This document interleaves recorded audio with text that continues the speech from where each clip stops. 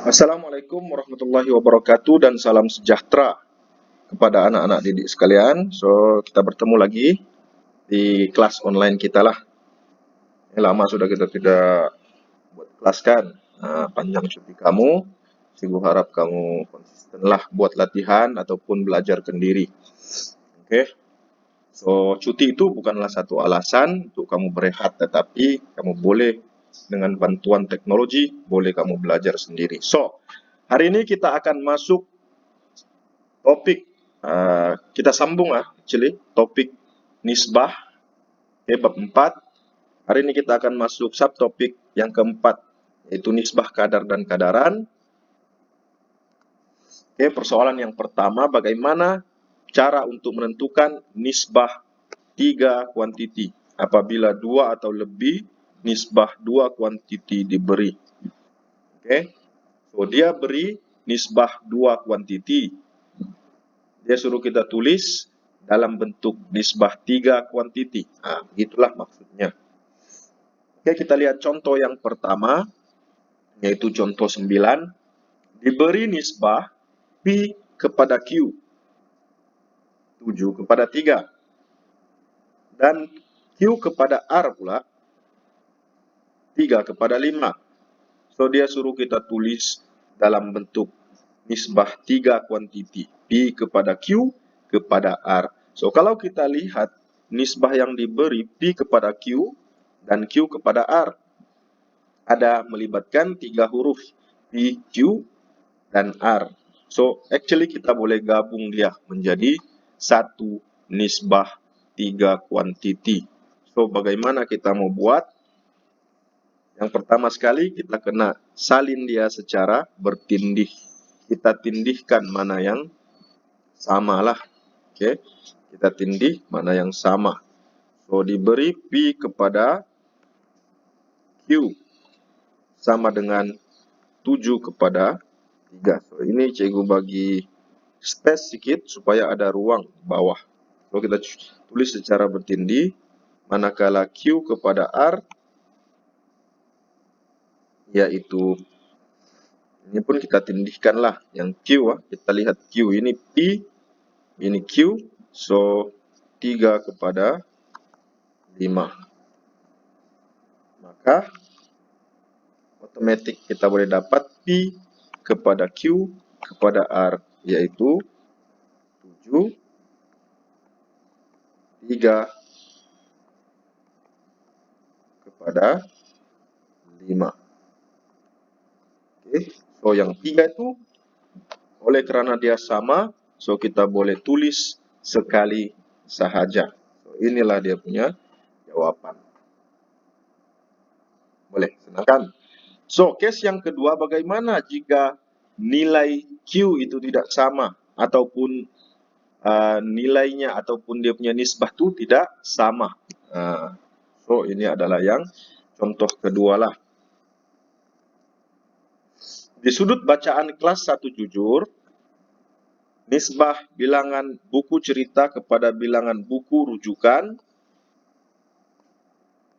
so ada 2 di situ, ialah 2 kepada 5. Manakala nisbah bilangan buku rujukan, dia ambil pula kepada majalah,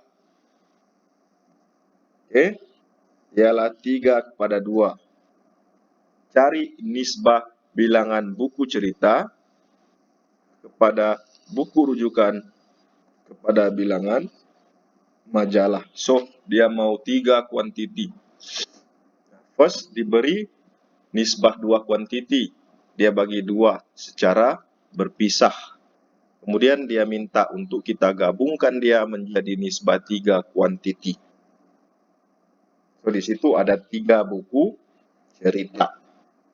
So, apa yang perlu kita buat?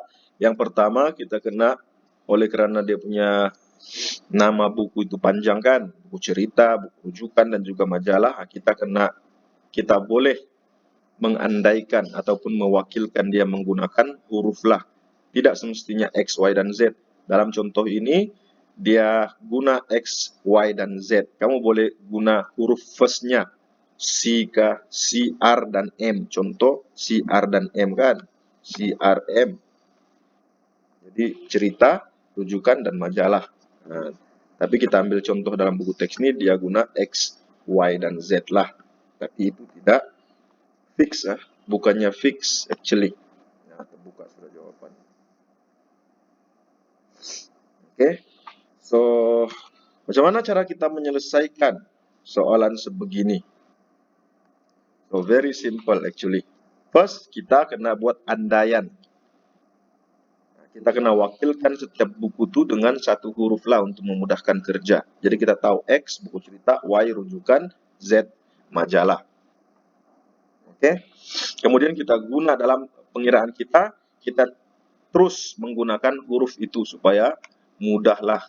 Yang penting kita ingat X itu untuk apa, Y itu untuk apa, Z itu untuk apa. Kan? Oke. Kita salin dulu maklumat yang diberi. Nah, secara bertindih lah, macam contoh first tadi. Oke, diberi buku cerita kepada buku rujukan. So, artinya buku cerita X kepada Y lah. X kepada Y diberikan 2 kepada 5. Manakala buku rujukan kepada majalah Y kepada Z 3 kepada 2. Ingat 3 itu adalah nih di bawah Y kan. Nah, Y itu mesti bertindih sebab Y yang berulang. Y yang berulang, buku rujukan yang berulang. Z pada majalah yaitu 3 kepada 2. Nah, kalau case yang first tadi nilai Y-nya sama.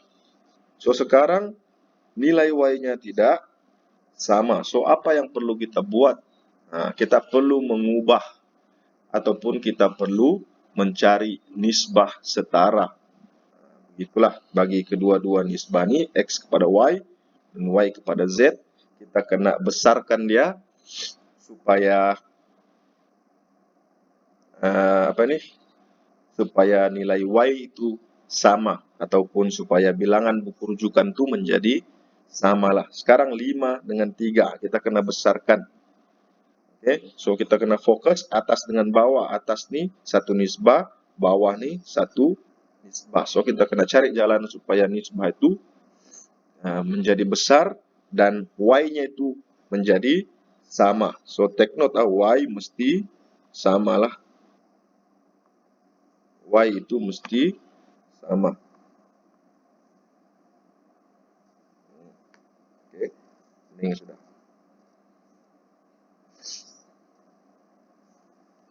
Oke, Y mesti samalah.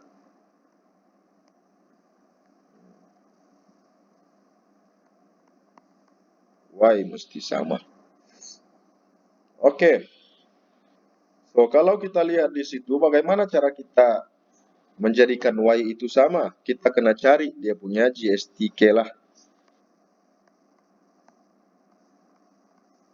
Kita kena cari GSTK-nya. Boleh juga kita darab silang, tapi yang paling mudah kita kena cari GSTK bagi 5 dan 3. So, kalau dalam case ini GSTK bagi 5 dan 3 adalah 15. Artinya 5 boleh jadi 15, 3 pun dia boleh jadi 15. Oke, so kita kena cari pendarabnya itu. So, macam yang nisbah di atas ini, kita darab dengan 3. So, 2 pun mesti darab 3. Ini sudah kita belajar pada subtopik sebelum ini. Apa yang kita, kalau 1 kita darab, ataupun kita bahagi, yang sebelah pun mesti juga didarab ataupun dibahagi. Kan? Nah, yang bawah nih, ingat 3 ini kita mau jadikan 15, supaya nilainya sama kan. Nah, jadi ini kita darab dengan 5, 2 didarab dengan 5.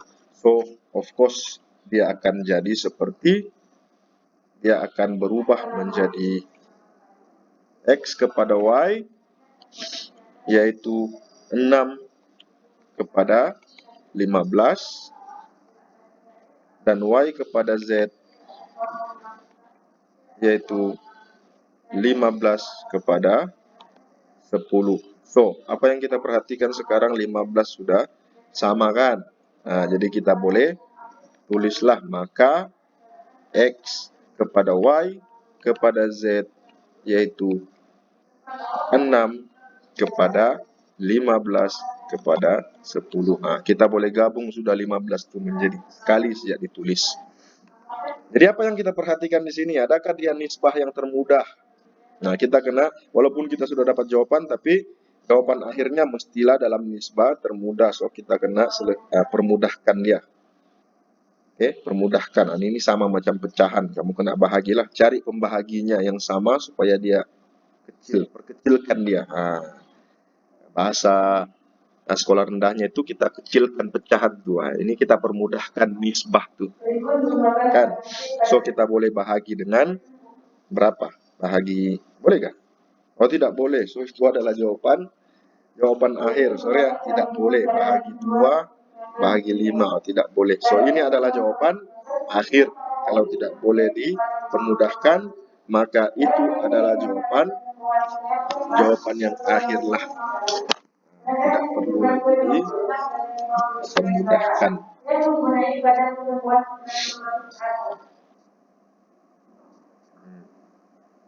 Boleh ya?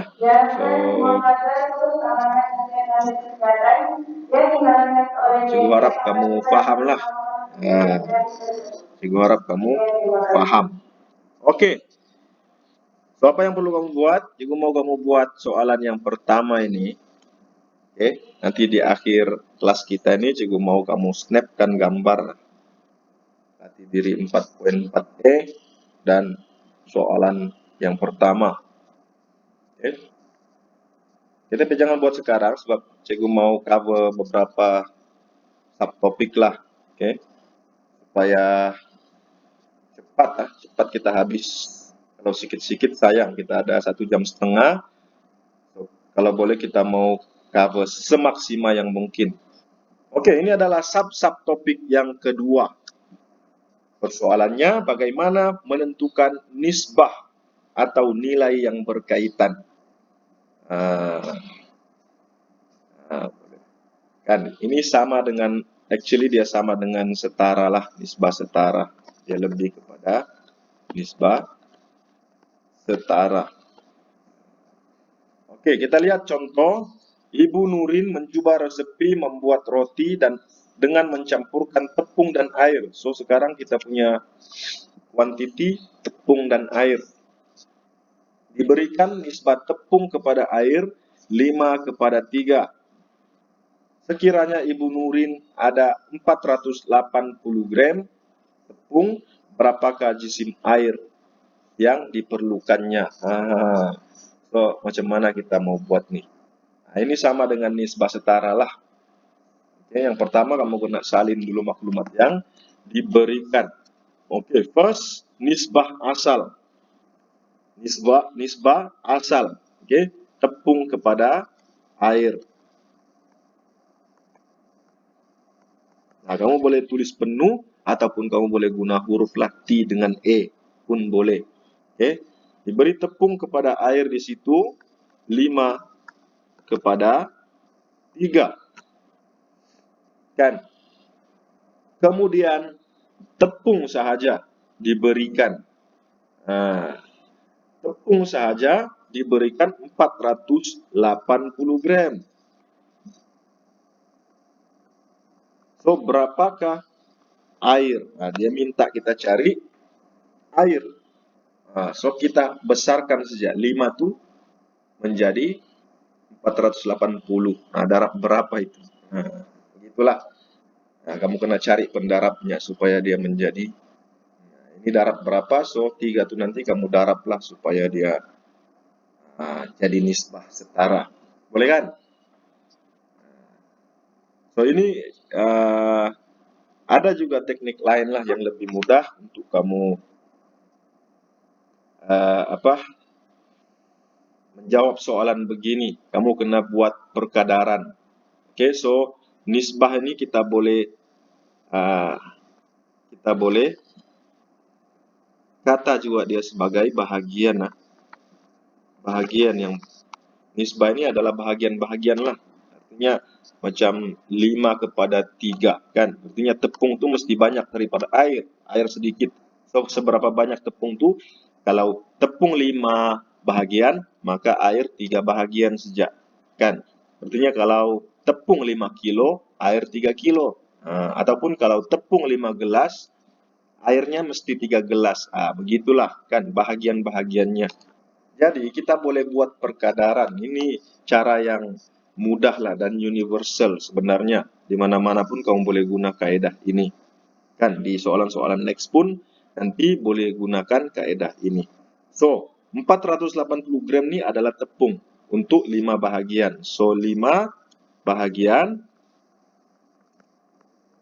kan bersamaan dengan 480 gram.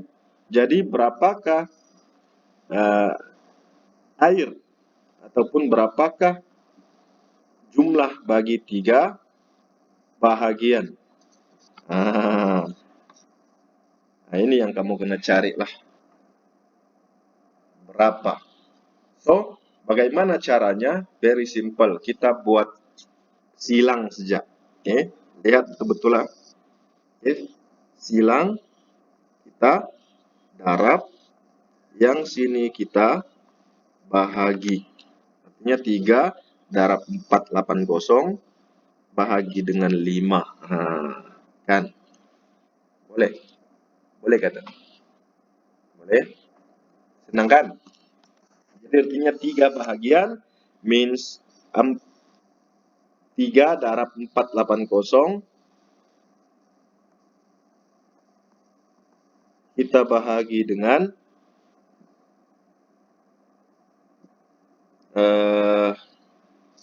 5. So, dapatlah jawaban. Ini kamu boleh guna kalkulator. Kan? Berapa itu? Ada yang tahu?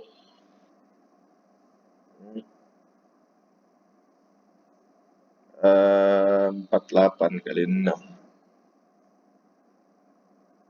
Bolehkah? 48, 96 kali 3. Ini 96 lah kan. Ini boleh potong, 96 darab 3. Ya, kamu akan dapat jawaban. Berapa jawabannya? So, sekejap saya guna kalkulator.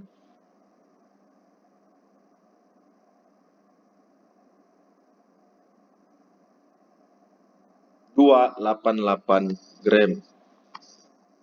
Nah, itulah jumlah air yang kita perlu tambah. Boleh? So, ini jawabannya. Oke. So, contoh 12. Dalam suatu proyek membina bangsal, basikal, nisbah uang yang didermakan oleh pengusaha kantin sekolah, Syarikat Buku Jaya, dan PIBG. So, ada 3 syarikat yang menderma, yaitu kantin, Syarikat Buku Jaya, dan PIBG. 2. So, duit yang dorang nisbahkan tuh mengikut nisbah 2 kepada 6 kepada 5. So, seperti yang cikgu sudah sebut tadi, nisbah ini dia macam bahagian-bahagian juga. Artinya kalau kantin derma 2 bahagian, Syarikat Buku Jaya derma 6 bahagian, PIBG pula derma 5 bahagian. Artinya yang paling kaya di situ Syarikat Buku Jaya lah, dia derma lebih banyak. Artinya kalau kantin RM2, Syarikat Buku Jaya RM6, PIBG RM5. Kalau kantin RM20, Buku Jaya RM60, PIBG RM50. Begitulah dia punya setara-setaranya, nisbah setara. Oke. Jika PIBG menderma 900, dia berikan nilai pula untuk PIBG. Di sini PIBG dia bagi bahagian, di sini dia bagi nilainya. Berapakah uang yang diderma oleh kantin dan juga Syarikat Buku Jaya? So, ini kita kena buat sama juga kaedah macam tadi, cuma ini melibatkan 3 kuantiti. Kan, tadi tepung dengan air tuh 2 kuantiti saja, ini 3 kuantiti, tapi kaedah sama. Oke? So, bagaimana? Kita kena wakilkan terlebih dahulu lah Syarikat Buku Jaya kantin, Syarikat Buku Jaya, dan PIBG. Kamu boleh wakilkan dia dengan menggunakan huruf. Oke? So, cikgu suka ambil huruf pertamanya kantin, kepada Syarikat Buku Jaya kepada PIBG. So dia dibahagikan mengikut bahagian nisbahnya 2 kepada 6 kepada 5. Dan diberikan ada satu nilai. Oke, ada satu nilai untuk PIBG. PIBG dinyatakan dia menderma Rp900. So kita kena cari K dan S ini berapa dia derma kan. So ada 2 tempat kosong di sini perlu diisi kan. Berapa ringgit yang durang derma, dengan syarat dia mesti ikut dia punya jumlah bahagian-bahagian kan. Artinya kalau Syarikat Buku Jaya tuh oleh karena dia 6 bahagian, of course dia mesti lebih daripada 900. Dan kantin itu 2 bahagian saja dia mesti kurang daripada 900 tuh. Jadi PIBG ini di tengah-tengah kan. Jadi macam mana kita mau buat kalau begini? So ini kita guna kaedah, itulah kita kena cari untuk nilai satu bahagian terlebih dahulu. Jadi ini 5 bahagian kan, 5 bahagian 900. Jadi kalau satu bahagian berapa? Ya begitulah. Jadi caranya itu kamu kena tulis 5 bahagian bersamaan dengan Rp900. Jadi kalau satu bahagian, kamu kena cari dulu untuk satu bahagian bersamaan dengan, kamu kena bahagi 900 bahagi 5. Berapa itu? 1.800 kan? Ada 18. 900 bahagi 5, 180, sorry. 180 ringgit. Artinya itu satu bahagian. Jadi, daripada satu bahagian itu kita boleh cari kantin dan juga Syarikat Buku Jaya. Kantin ada 2 bahagian. Oke. Yaitu 2 darab 180. Dapatlah 360 ringgit. Oke. Manakala Syarikat Buku Jaya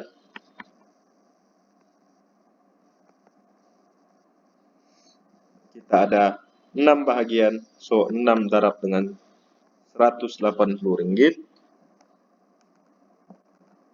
yaitu 1080. So kita sudah dapat untuk kantin dan juga Syarikat Buku Jaya. Boleh. So kuncinya di situ kena cari dulu nilai bagi satu bahagian. Boleh? So senang kan? Nah, contoh 13. Ini adalah salah satu lagi contoh. Seutas dawai dengan panjang 12 cm. So ini satu dawai ini, P ke S ini 12 cm.